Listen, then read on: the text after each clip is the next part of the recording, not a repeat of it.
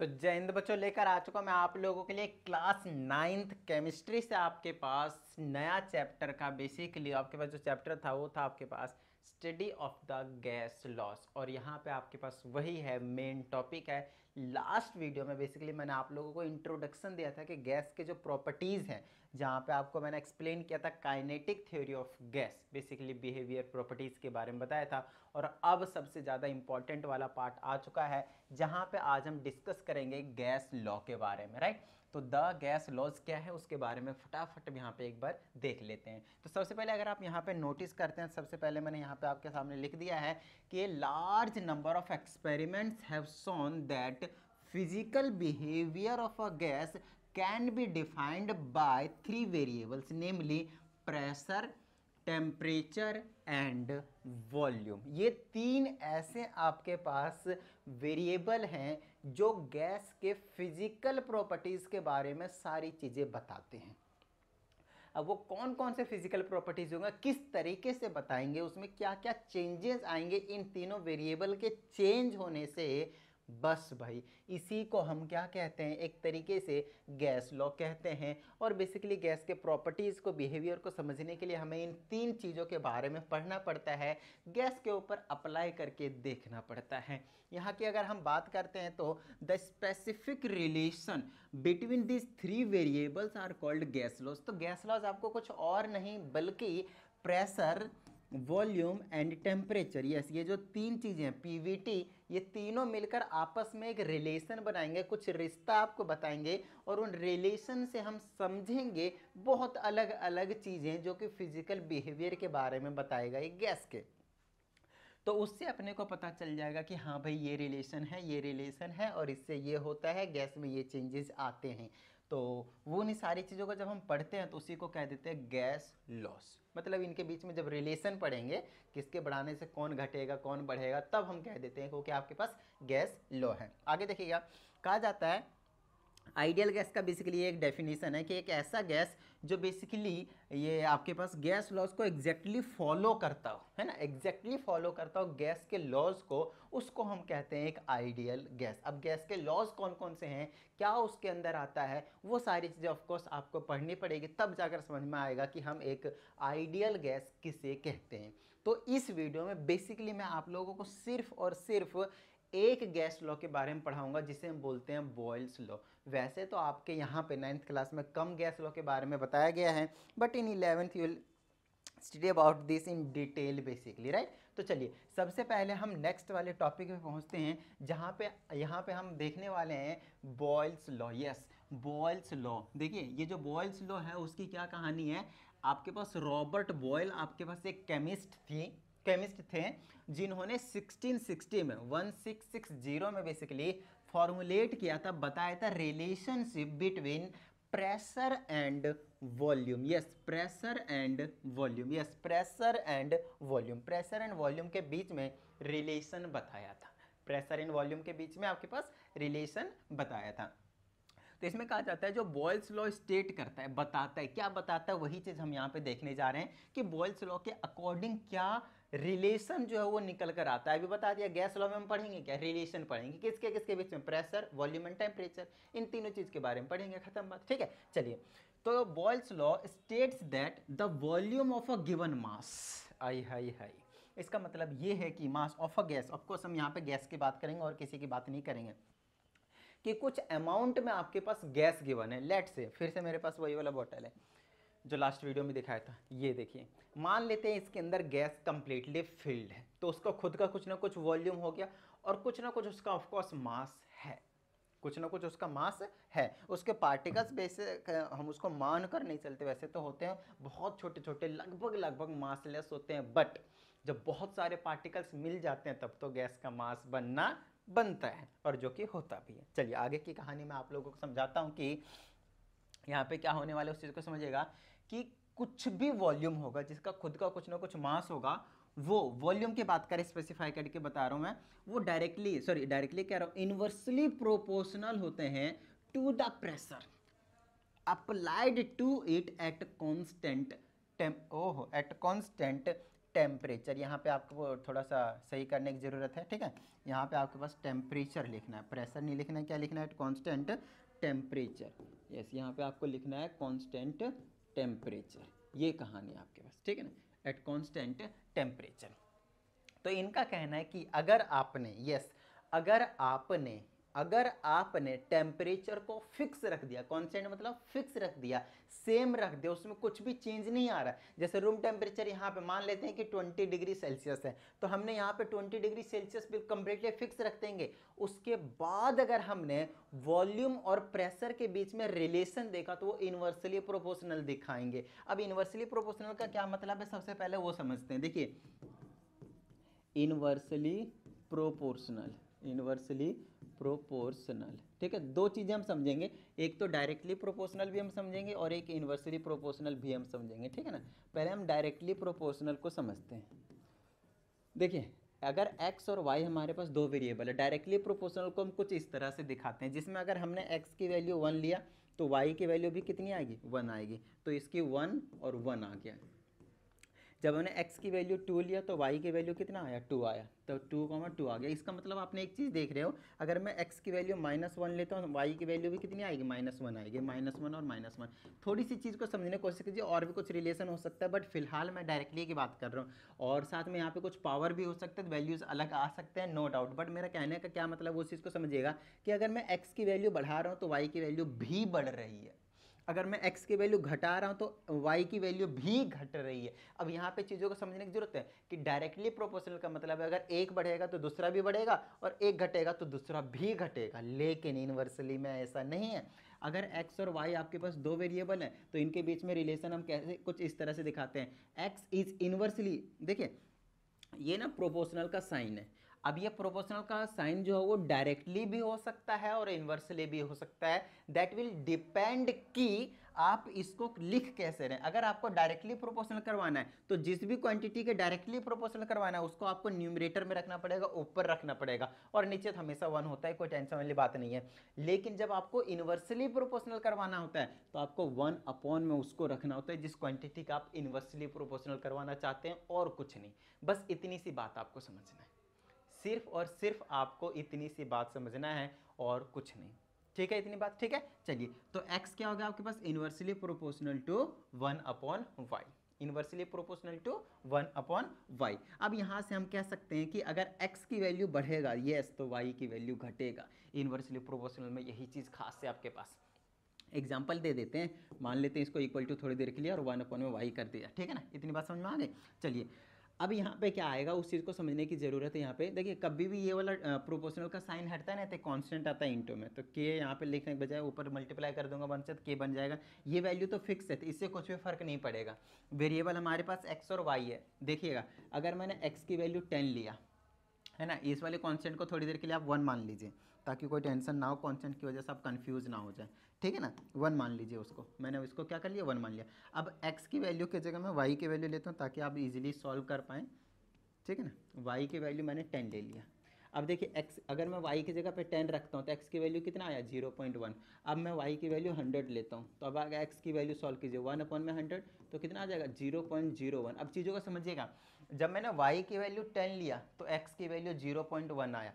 जब मैंने y की वैल्यू 100 लिया, जब y की वैल्यू 100 लिया तो x की वैल्यू कितना आया, 0.01 आया। अब आपको ये चेकआउट करना है कि किस केस में वैल्यू छोटी आई है और किस केस में वैल्यू बड़ी आई है। तो अगर मैं पहले की केस करता हूँ 0.1, वो बड़ी वैल्यू है, 0.001 क्या आपके पास छोटी वैल्यू है। तो छोटी वैल्यू कब आई और बड़ी वैल्यू कब आई, उस चीज़ को नोटिस करना आपको। x की वैल्यू बड़ी आई कब, जब y की वैल्यू छोटी थी, यस, मतलब ये छोटी थी, कम था, तो x जो है वो बढ़ गया। जब y छोटा था तो x बढ़ गया, एग्जैक्टली। अब y और भी ज़्यादा बड़ा हुआ तो x और भी ज़्यादा छोटा हो गया, देख लीजिए अच्छे से, ठीक है ना। सिंपल ये चीज़ समझ लेना है, ठीक है। y की वैल्यू कम था तो x की वैल्यू ज़्यादा था, y की वैल्यू बढ़ा दिया तो x की वैल्यू और भी ज़्यादा बढ़ा दिया तो ये और भी ज़्यादा क्या हो गया, कम हो गया, सॉरी, बढ़ गया बढ़ गया बढ़ गया, मैं क्या बोल दिया, फिर से समझ लीजिएगा। यहाँ पे कुछ अलग नहीं किया है मैंने फिलहाल, फिर भी जो मैंने यहाँ पे बताया कि y की वैल्यू क्या आपके पास 10 है, तो x is equal to 1 upon में 10, तो 0.1 आया। देखिए जब y की वैल्यू 10 था तो 0.1 आया, लेकिन अगर मैंने y की जगह पे 100 ले लिया तो x की वैल्यू कितना है 0.01 आया। तो y की वैल्यू बढ़ा रहा हूँ तो x की वैल्यू घट रहा है। इनवर्सली प्रोपोर्शनल जो उल्टा रिलेशन है और कुछ नहीं है ना। y की वैल्यू बढ़ा रहा हूँ, यहाँ पे 10 था तो 0.1 आया, लेकिन जब बढ़ा दिया तो 0.01 आया, मतलब x की वैल्यू कम हो गया। बस इसका इतनी इतनी से मतलब है आपके पास इनवर्सली प्रोपोर्शनल का, और कुछ नहीं।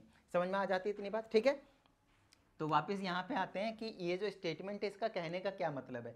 तो इसका कहने का सिंपल सा मतलब ये था कि अगर आपने टेम्परेचर को फिक्स रखा है, अगर आपने टेम्परेचर को फिक्स रखा है, तब जाकर जो वॉल्यूम और प्रेशर होगा उनके बीच में इन्वर्सली रिलेशन होगा, और कुछ नहीं। इसका मतलब ये है कि मैं यहाँ पे क्या कर सकता हूँ, देखिए अब इसी का मैं आप लोगों को मैथमेटिकल एक्सप्रेशन देने वाला हूँ, किसका, बॉयल्स लॉ का। तो मैथमेटिकल एक्सप्रेशन में क्या आ जाएगा, वॉल्यूम इन्वर्सली प्रोपोर्शनल है किसके, प्रेशर के। वॉल्यूम जो है वो किसके है, इन्वर्सली प्रोपोर्शनल। या तो आप ऐसे लिखिए या फिर आप ऐसे लिख सकते हैं। तो प्रेशर भी तो इन्वर्सली प्रोपोर्शनल हो सकता है वॉल्यूम को, बात एक ही है। कैसे भी बोल दीजिए, आपके घर की बात है, ठीक है। आगे चलिए, अगर मैं इसको ऐसे लिखता हूँ, इसको हटाता हूँ, एक कॉन्स्टेंट के आता है ऑफकोर्स, तो इसको मैं कैसे लिखूंगा, 1/p। p इधर ले आऊँगा, ये मल्टीप्लाई में रहता है, के आ जाएगा तो ये इधर आ जाएगा, तो p इंटू में v और इज इक्वल टू में क्या आ गया, के। या फिर अगर आपने ये लिखा है तब भी कोई दिक्कत वाली बात नहीं है, ये आ जाएगा के, ये वाला प्रोपोर्शन का साइन हटता है तो कॉन्स्टेंट आ जाता है के, और मल्टीप्लाई में आपके पास 1/v, v इधर चला जाएगा तो P V is equal to K. देखा दोनों केस में सेम आया ना, कुछ भी फर्क नहीं पड़ेगा, बिल्कुल भी फर्क नहीं पड़ेगा। तो आपकी मर्जी है, ये लिखिए या फिर ये लिखिए। समझ में आ जाती है इतनी बात। अब चीज़ों को समझिएगा। अब यहाँ पे जो समझने की ज़रूरत है ना वो ये है कि आप किस तरह से इसके इक्वेशन को फॉर्म करने वाले हैं। जनरली आप बॉयल्स लॉ कहीं पे भी देखेंगे ना, इसका एक्सप्रेशन आप ऐसे देखेंगे, P1 V1 is equal to P2 V2। अब इसका सॉरी P2 V2 करना है इसको, P2 V2। अब इसका क्या कहने का मतलब है ना, और ये इक्वेशन कैसे निकल कर आता है उसको हमें समझने की ज़रूरत है। आइए मैं आपको समझाता हूँ। देखिए मैंने यहाँ पे बोल दिया कि P और V को अगर मैं मल्टीप्लाई करता हूँ, कंडीशन ये है कि टेम्परेचर कांस्टेंट है, इसको नहीं भूलना है, टेम्परेचर आपके पास कांस्टेंट है। उस केस में अगर मैं प्रेशर और वॉल्यूम को मल्टीप्लाई करता हूँ तो क्या हो जाएगा आपके पास, ये जो रहेगा कि वो फिक्स रहेगा, कुछ भी टेंशन मत लीजिए। एग्जाम्पल के तौर पे मैं आपको समझाता हूँ। मान लेते हैं प्रेशर 10 था और वॉल्यूम मान लेते हैं कि 100 था, ठीक है। तो कितना आ गया मेरे पास, 1000 आ गया। क्लियर होती है इतनी बात। अब आगे समझिएगा, अगर मैंने प्रेशर को बढ़ा दिया, लेट से इसको मैंने क्या कर दिया, 50 कर दिया, तो उसके अकॉर्डिंग में आपके पास वॉल्यूम में भी चेंज आएगा। और क्योंकि मैंने प्रेशर को बढ़ाया है तो वॉल्यूम क्या हो जाएगा, कम हो जाएगा। वॉल्यूम क्या हो जाएगा, कम हो जाएगा। अभी इन्वर्सली रिलेशन बता ही दिया दोनों के बीच में। तो यार जब मैंने प्रेशर को 50 कर दिया, मतलब 5 टाइम्स बढ़ा दिया, 5 टाइम्स क्या कर दिया, बढ़ा दिया मैंने, तो ये जो वॉल्यूम होगा वो क्या होगा, 5 टाइम्स कम हो जाएगा। अच्छा कितना कम हो जाएगा, तो यहाँ पे क्या कहते हैं इसको, 5 टाइम्स कम हो जाएगा तो कितना आ जाएगा, 20 आ जाएगा ना। 5 से इसको डिवाइड कर देंगे तो कितना आ जाएगा, फिर 5 दूनी 10, और ये कितना आ जाएगा, फिर से 1000 लेकर आ जाएगा। मेरा कहने का मतलब ये है कि इनका प्रोडक्ट हमेशा सेम ही रहता है, कभी भी चेंज नहीं होता। ये आपस में एक दूसरे को प्रेशर और वॉल्यूम एडजस्ट कर रहते हैं, आपस में एडजस्ट करते हैं। एक बढ़ेगा तो उसी हिसाब से दूसरा वाला कम हो जाता है, और हमेशा इनका प्रोडक्ट है वो क्या रहेगा, सेम रहेगा, बिल्कुल भी चेंज नहीं आएगा, बिल्कुल सेम सेम रहेगा। ये कहने का मतलब ये है कि इनका प्रोडक्ट हमेशा फिक्स रहेगा। अच्छा अगर आप इनका प्रोडक्ट जो है वो फिक्स है, चीज़ों को समझिएगा, अगर इनका जो प्रोडक्ट है वो अगर वो फिक्स है तो हम क्या करने वाले हैं उस चीज़ पे थोड़ा सा ध्यान दीजिएगा।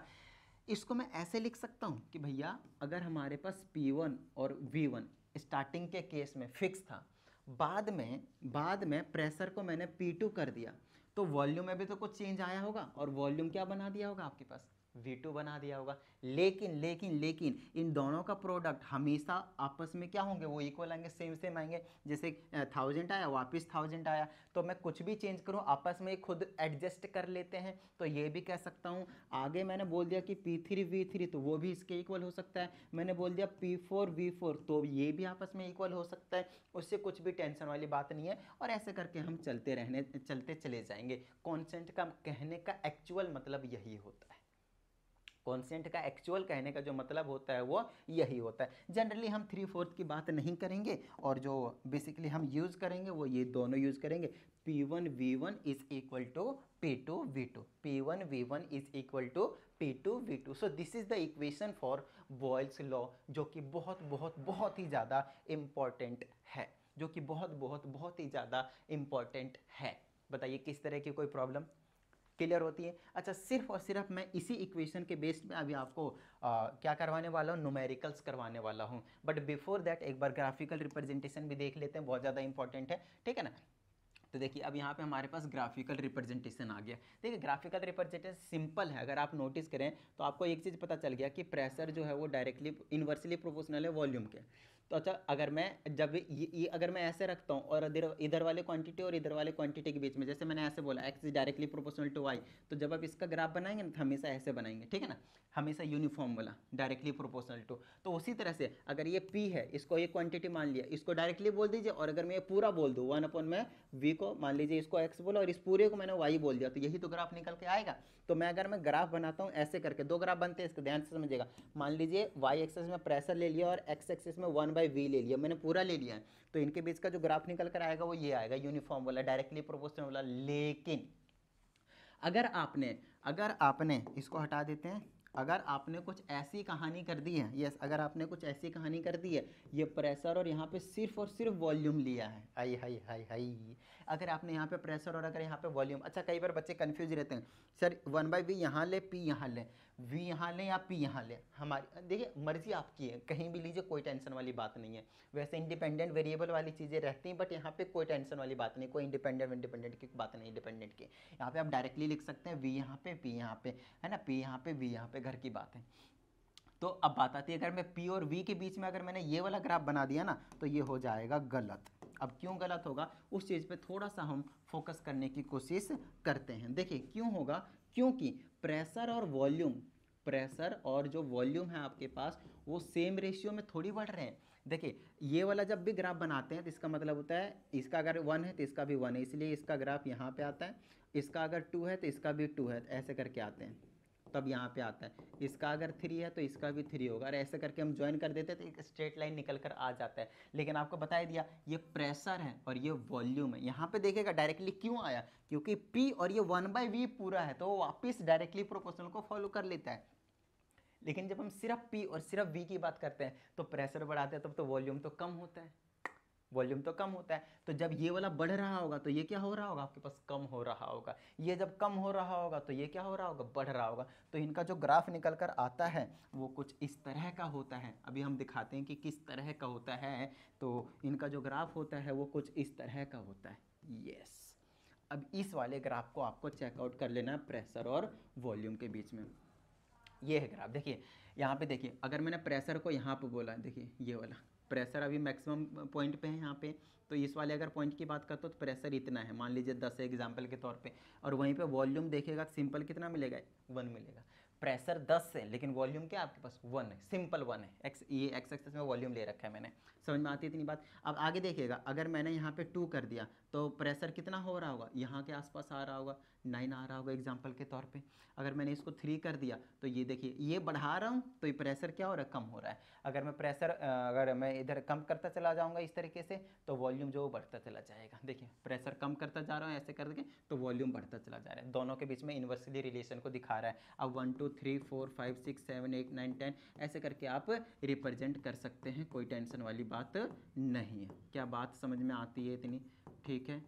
इस तरह से 1 2 3 4 पूरा इधर इधर करके आप दिखा सकते हैं। तो ओवरऑल ये है आपके पास ग्राफिकल रिप्रेजेंटेशन की। चलिए फटाफट हम आगे चलते हैं और न्यूमेरिकल्स की ओर बढ़ जाते हैं। जैसा कि अभी मैंने आप लोगों को समझाया कि P1 V1 is equal to P2 V2 में वो खुद को आपस में एडजस्ट कर लेते हैं ताकि वो इक्वल रहे, but the condition is temperature must remain constant. अगर टेम्परेचर कांस्टेंट नहीं है तो बात नहीं बनेगी, इस बात का थोड़ा सा आपको ध्यान रखना है। इसमें कहा जाता है, कहता है ये certain mass of gas occupy 48 ml, है ना।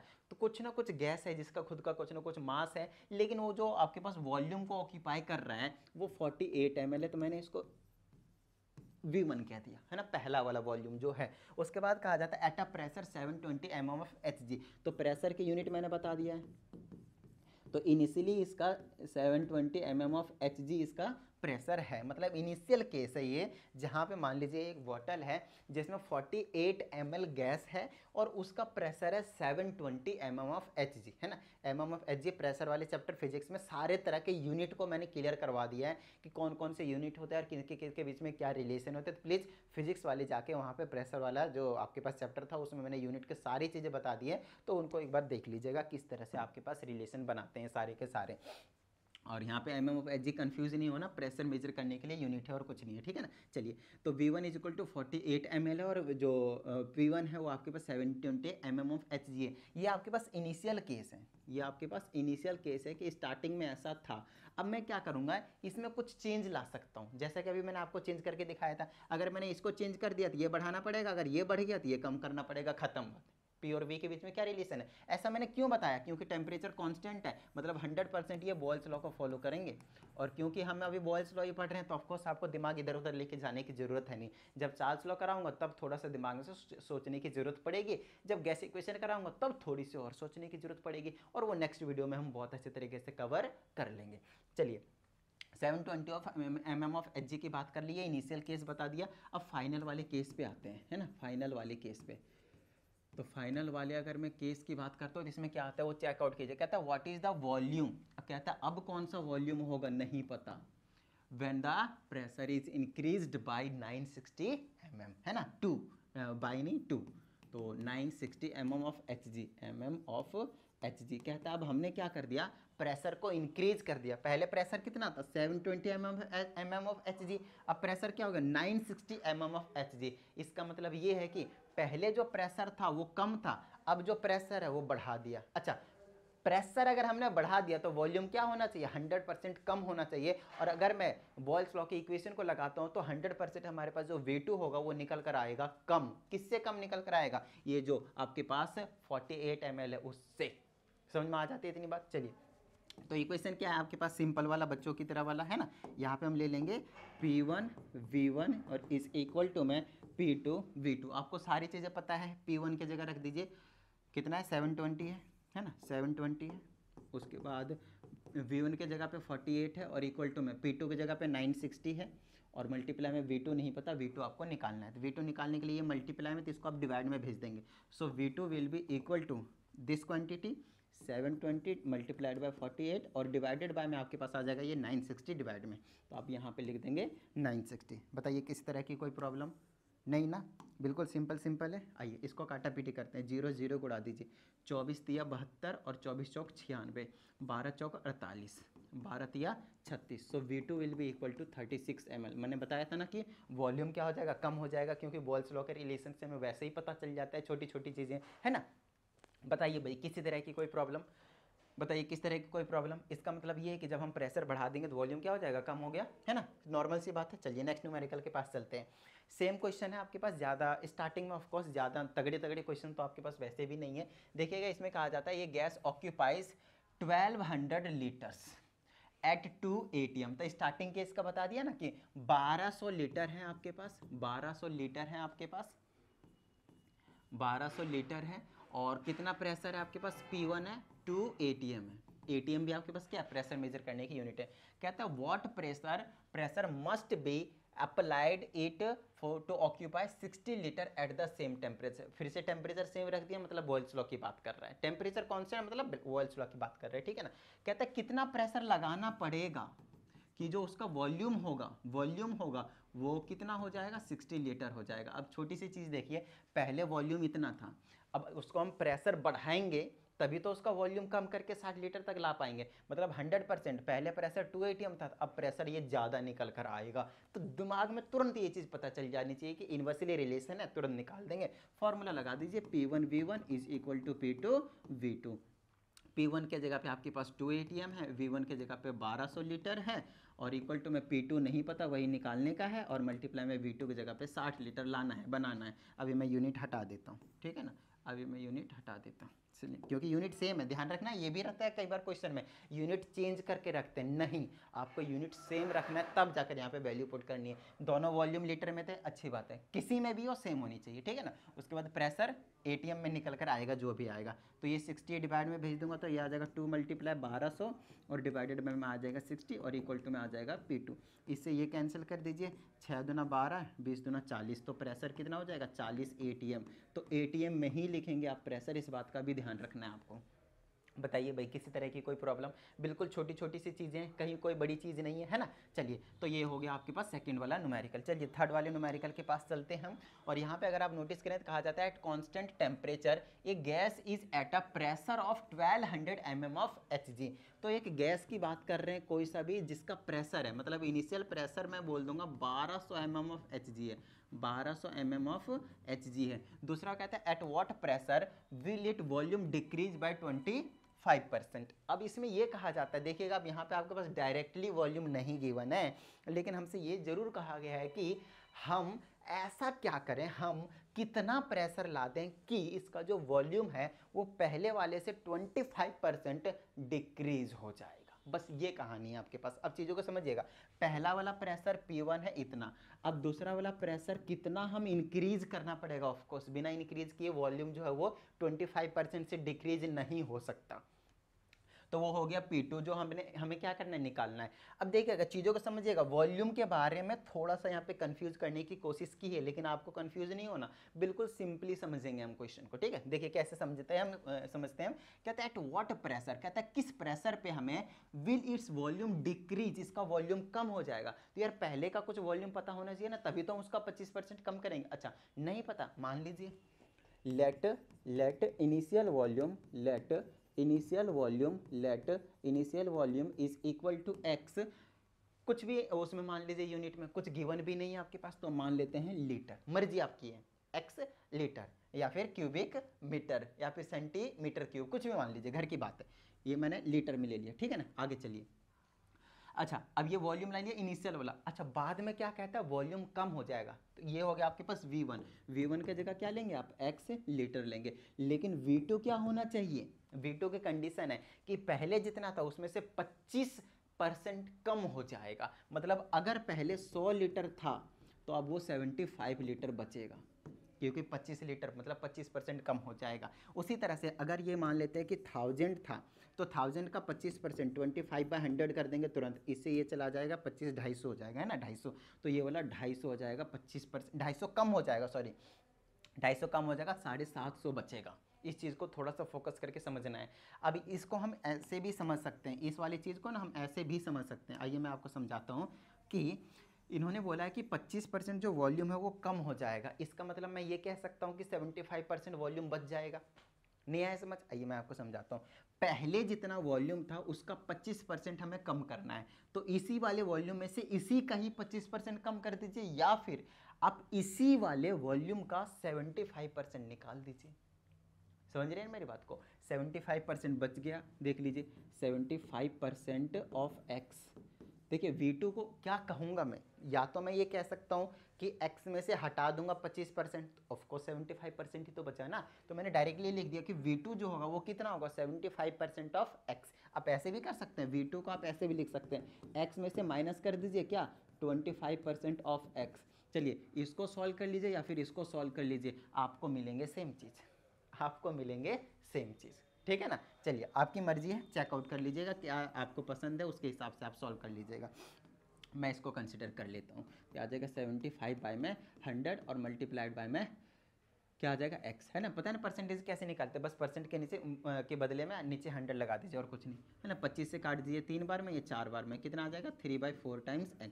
अब आपको इक्वेशन अप्लाई करना है और कुछ नहीं। आपको P1 पता है, V1 पता है, P2 पता है, V2 पता है, x की टेंशन नहीं लेना, वैसे उड़ जाएंगे वो, ठीक है ना। चलिए मैं आपको करके दिखाता हूँ यहाँ पे। तो इक्वेशन लगाएंगे तो आ जाएगा P1 V1 is equal to P2 V2। P1 के जगह कितना था 1200 mm ऑफ Hg और मल्टीप्लाई V1 के जगह कितना था x, और इज इक्वल टू P2 कितना था नहीं मालूम, निकालना है, और V2 कितना था 3/4 टाइम्स x। एक बार चेक कर लेते हैं फॉर कन्फर्मेशन। सब कुछ ठीक है, यही चीज़ पुट करा मैंने भी वहाँ पे। चलिए अब अपने को x से x को उड़ा दीजिए, ये वाला नीचे वाला ऊपर जाएगा, ऊपर वाला नीचे, ऐसे लिख देंगे 1200 मल्टीप्लाइड बाय में 4 और डिवाइडेड बाय में क्या आ जाएगा आपके पास 3 और इक्वल टू में आ जाएगा P2। 3 से काट दीजिए यहाँ पे, 3 चौके 12, ये आ जाएगा 00, 4 चौके 16, तो 1600 अब यहाँ पे जो प्रेशर आया वो 1600 mm ऑफ Hg का लगाना पड़ेगा, क्योंकि स्टार्टिंग में जो प्रेशर था ना उसी में निकलेंगे, अलग नहीं निकलेंगे, इस बात का आपको ध्यान रखना है। बताइए भाई किसी तरह की कोई प्रॉब्लम? और ये हो गया हमारे पास मिला जुला के अभी तक 3 न्यूमेरिकल। चलिए नेक्स्ट न्यूमेरिकल की ओर बढ़ जाते हैं फटाफट। इसमें कहा जाता है ये flask of 10 litres contains oxygen gas at a pressure of 1.5 ATM। कहने का मतलब ये है कि एक फ्लास्क है जिसके अंदर 10 लीटर है, मतलब ये कह सकते हैं आप V1 है, और उसका जो प्रेशर है 1.5 ATM है, जिसका मतलब वो क्या हो गया आपके पास P1 है। कहा जाता है when connected to another flask, जब हम इसको अनदर फ्लास्क में कनेक्ट कर देते हैं, है ना, जब अनदर फ्लास्क में हम इसको कनेक्ट कर देते हैं, मैं ऐसा क्यों कर रहा हूँ चेकआउट कीजिएगा, यहाँ पे फ्लास्क को कनेक्ट करने के लिए ऐसे छोड़ रहा हूँ, अनदर फ्लास्क के साथ हम क्या करेंगे, इसको कनेक्ट कर देंगे, ठीक है ना। इस तरह से हमने क्या कर दिया, एक और फ्लास्क बना दिया, उसके साथ हमने इसको कनेक्ट कर दिया है, ठीक है। चलिए इसको मैंने एक और फ्लास्क बना दिया, यार इसको हटा, पहले तो दूसरा फ्लास्क ही बना लें, पहले इसको पहले ऐसे काटना पड़ेगा यार, है ना, ऐसे करके कनेक्ट कर दिया मैंने, ठीक है ना, इस तरह से कनेक्ट कर दिया दूसरे वाले फ्लास्क से। अब आगे चेकआउट करते हैं अनदर फ्लास्क ऑफ 5 लीटर, इसके अंदर की जो कैपेसिटी है वो 5 लीटर है। अब यहाँ पे बच्चे तुरंत बोल देंगे सर ये V2 हो गया, लेकिन ये कर दोगे गलती। अब चीज़ों को समझाता हूँ मैं क्यों, अभी मैं यहाँ पे चीज़ों को समझाता हूँ, ये V2 नहीं है। कहता है what will be resulting pressure of the oxygen gas, कहता है जो ये जो P2 होगा वो कितना होगा ये आपको बताना है, लेकिन ये V2 नहीं है। बस यहाँ पे बच्चे कंफ्यूज होगा कि सर ये V2 क्यों नहीं है। अब चीज़ों को समझिएगा, क्या ये दोनों सेपरेटेड है, अलग अलग केस नहीं, अलग अलग केस नहीं है। हमारे पास पहले का इतना वॉल्यूम था, और जब इनको हमने एक कनेक्ट कर दिया, एक साथ मिला दिया है, तो अब वॉल्यूम कितना हो गया। अब जो प्रेशर लगेगा भैया पूरे पे तो लगेगा, सिर्फ 5 लीटर पे थोड़ी लगेगा, 15 लीटर पे लगेगा, क्योंकि दोनों ही कनेक्ट कर दिया गया है। Yes, so V2 will be equal to 10 plus 5, that will be equal to 15 litre. ये हुई ना बात, समझ में आती है। अब लगा दीजिए, अब घर की बात होगी, P1 V1 is equal to P2 V2। P1 के जगह पे 10, V1 के जगह 1.5 और इज इक्वल टू, मैं P2 की जगह नहीं मालूम, V2 की जगह पे 15 सॉल्व कर दीजिए। वो 15 मल्टीप्लाई में आ जाएगा डिवाइड में, तो इसको P2 will be equal to, ये आ जाएगा 10 मल्टीप्लाई 1.5 डिवाइडेड बाय में, आ जाएगा 15, है ना, पॉइंट हटाओ नीचे 10 आ जाएगा, इससे ये गया, इससे ये गया, 1 आ गया, 1 ATM, किस में था, ATM में था, हाँ, तो 1 ATM प्रेशर निकल कर आ जाएगा। मतलब नॉर्मल एटमॉस्फेरिक प्रेशर वाला कंडीशन आ गया। जो अभी यहाँ पे रूम का प्रेशर है वो वही ATM की बात कर रहा है, ठीक है। आगे की बात करते हैं। ओके तो अब देखिए हमारे पास क्वेश्चन नंबर 5 है, और बड़ा ही मस्त क्वेश्चन है, और ये लास्ट आपके पास एग्जाम्पल है जहाँ पे बेसिकली न्यूमेरिकल्स का, जहाँ पे आपके पास वॉल्स लॉ का करवा रहा हूँ मैं आप लोगों को। देखिए इसमें कहा जाता है steel cylinder of 80 litre capacity. तो एक स्टील का आपके पास सिलेंडर है जिसके अंदर बोल दीजिए V1 डायरेक्टली कि 80 लीटर की कैपेसिटी है इसके अंदर की, मतलब इतना हवा इसमें मान लीजिए कि भरा हुआ है। कंटेन्स या gas at A pressure of, yes P1 कह दीजिए तुरंत 200 ATM, इतना प्रेशर पे गैस यहाँ पे फिल्ड है 80 लीटर की कैपेसिटी वाले पे, ठीक है। कहा जाता है how many cylinders of 800 ml capacity can be field from it at a pressure of 76 mm of Hg। कहा जाता है कि अगर मैं प्रेशर को इतना ना रखूं, 200 ATM ना रखूं, कितना कर दो मैं 76 सेंटीमीटर ऑफ Hg। अब चीज़ों का समझिएगा कि 1 ATM जो होता है वो होता है 760 mm, ये 760 mm ऑफ Hg। इसका मतलब ये है कि जो 1 ATM होगा वो सेंटीमीटर के टर्म में होगा, इसको 10 से डिवाइड कर दीजिए, 76 सेंटीमीटर ऑफ Hg आ जाएगा। इसका मतलब ये है कि 76 सेंटीमीटर ऑफ Hg का मतलब हो गया प्रेशर जो दिया वो सिंपली 1 ATM दिया। इसका मतलब आप समझ रहे हैं, इसका मतलब सिंपल सा लॉजिक है कि प्रेशर पहले ज़्यादा था, अब प्रेशर बहुत ज़्यादा कम कर दिया, देख लीजिए 200 टाइम्स कम कर दिया है, 200 टाइम्स कम कर दिया, मतलब वॉल्यूम भी बहुत ज़्यादा बढ़ जाने वाला है, वॉल्यूम भी बहुत ज़्यादा बढ़ जाने वाला है, और कुछ नहीं। और 200 टाइम्स बढ़ेगा तो इसको जब मैं मल्टीप्लाई कर दूंगा 200 टाइम्स कम हुआ है ना सिंपल लॉजिक से, तो इसको मैं 200 टाइम्स से मल्टीप्लाई कर दूंगा तो 16,000 लीटर आ जाएगा। इस वाले की अब की बार सिलेंडर की कैपेसिटी इतनी हो जाएगी, वॉल्यूम क्या होगा, बढ़ जाएगा, क्योंकि हमने प्रेशर क्या कर दिया, कम कर दिया। अब ओके तो कैमरे की बैटरी शट डाउन हो गई थी, कोई बात नहीं, दूसरा मैंने चेंज कर दिया। अब देखिएगा यहाँ पे फटाफट क्या हो रहा है। अब मैंने आपको बता दिया कि 16,000 जो लीटर होगा वो इसकी कैपेसिटी हो जाएगी, वो तो फार्मूला लगाने के बाद आपको पता चल जाएगा, तो इसको मैं फिलहाल हटा दे रहा हूँ, ठीक है, आएगा यही, क्योंकि 200 टाइम अगर आपके पास प्रेशर कम हुआ तो 200 टाइम्स वॉल्यूम क्या हो जाएगा, बढ़ जाएगा, according to Boyle's law, simple से लॉजिक है। अच्छा आगे समझिएगा, कई बार बच्चे ये समझ लेते हैं कि 800 ml जो है वो आपके पास वॉल्यूम है, V2 है, ये बिल्कुल गलत है। समझ में आ रही बात, ये बोला है कि एक ऐसा सिलेंडर है जिसकी कैपेसिटी 800 ml है, तो वो किसका कितना भर सकता हूँ जब प्रेशर इतना मेंटेन करूंगा। अब प्रेशर इतना मेंटेन करेंगे तो वॉल्यूम वैसे ज़्यादा हो जाएगा। अच्छा वॉल्यूम ज़्यादा होगा तो उससे ज़्यादा नंबर ऑफ सिलेंडर भर पाएंगे, पहले कम नंबर ऑफ सिलेंडर भर पाएंगे क्योंकि प्रेशर ज़्यादा है, प्रेशर कम कर दिया अब सिलेंडर ज़्यादा भरेंगे क्योंकि 800 ml की कैपेसिटी है, तो वही चीज़ ये कह रहा है। तो पहले हम इसकी वॉल्यूम जो है वो फाइंड आउट करेंगे, फिर उस वॉल्यूम से हम इतने छोटे छोटे से सिलेंडर को फिल करते हुए बाहर निकाल देंगे। चीज़ों को समझिएगा, तो अब यहाँ पे P1 और V1 is equal to P2 और V2। P1 V1 सब कुछ पता है, V2 निकालना है, मैंने पहले आपको निकाल कर दे दिया है कि 16,000 लीटर आएगा। अब बेशक निकाल लीजिए, यही आएगा, इसमें कुछ भी चेंज नहीं आएगा। आप समझिएगा, आपके पास 16,000 लीटर वॉल्यूम है, अब आपके पास 16,000 लीटर वॉल्यूम है और इससे सिलेंडर्स को भरने हैं, इसको क्या करना है आपको, सिलेंडर्स को फिल करने हैं, इसको सिलेंडर्स को फिल करने हैं, सिलेंडर्स को फिल करने, और सिलेंडर की कैपेसिटी 800 ml। अब चीज़ों को सबसे पहले एक चीज़, छोटी सी चीज़ समझिएगा कि अगर मैं आपसे बोलता हूँ कि आपके पास 100 लीटर की कोई टंकी है और आपको 5-5 लीटर वाले, यस 5-5 लीटर वाले क्या करने हैं, यस आपको 5-5 लीटर वाले बॉटल्स को फिल करने हैं एग्जाम्पल के तौर पे, तो आप कितने बॉटल्स को फिल कर पाएंगे। आपका सिंपल सा लॉजिक होगा यार मेरे पास 100 लीटर की है तो 5-5 लीटर वाले बॉटल्स को फिल करना है, तो मैं 5 से डिवाइड करूंगा, इसे ये कैंसिल कर दूंगा, 5 लीटर से लीटर कैसे, इसे ये कैंसिल, क्योंकि यूनिट बचेगा ही नहीं, नंबर बताने, तो 20 बॉटल्स आप फिल कर सकते हैं, वैसे भी सिंपल लॉजिक लगाएंगे तो, है ना। 100 लीटर है टोटल, 5-5 लीटर वाले कितने भरेंगे, 20 केन को आप भर सकते हैं, 20 बॉटल को आप भर सकते हैं, नो डाउट, ये चीज़ तो आपको समझ में आ गई होगी।